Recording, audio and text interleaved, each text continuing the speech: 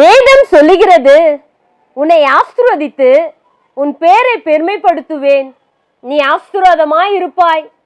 உன்னை ஆசீர்வதிக்கிறவர்களை ஆசீர்வதிப்பேன், உன்னை சபிக்கிறவனை சபிப்பேன்.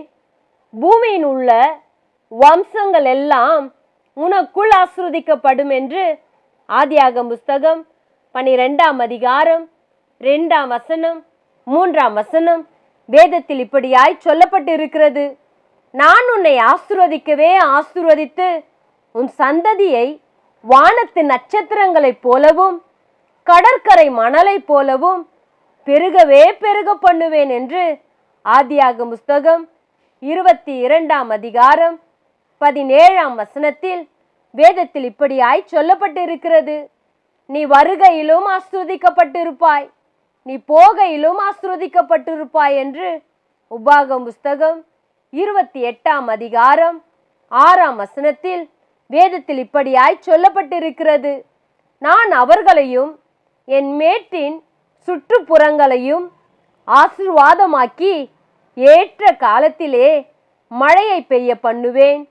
ஆசீர்வாதமான மழை பெய்யும் என்று எசேக்கியேல் 34ஆம் அதிகாரம் 26ஆம் வசனத்தில் வேதத்தில் இப்படியாய் சொல்லப்பட்டிருக்கிறது.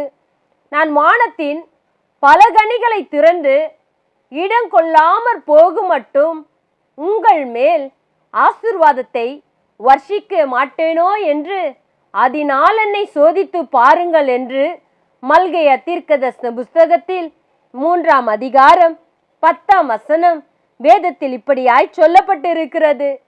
கர்த்தர் சீயோனிலிருந்து உன்னை ஆசீர்வதிப்பார், நீ ஜீவனுள்ள நாளெல்லாம் எருசலேமின் வாழ்வை காண்பாய்.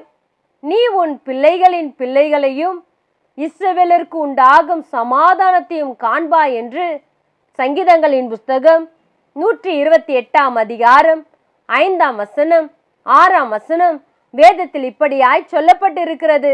வேத வசனங்கள் யாவும் நமக்கு கொடுக்கப்பட்ட ஆசீர்வாதங்கள். இதை சுதந்தரித்து கொள்ளும்படியாய் ஒவ்வொரு நாளும் வேத வார்த்தையை வாயினால் அறிக்கை செய்து ஆசீர்வாதங்களை பெற்றுக்கொள்ளுங்கள். கர்த்தர் தாமே உங்களை ஆசீர்வதிப்பாராக. ஆமேன்.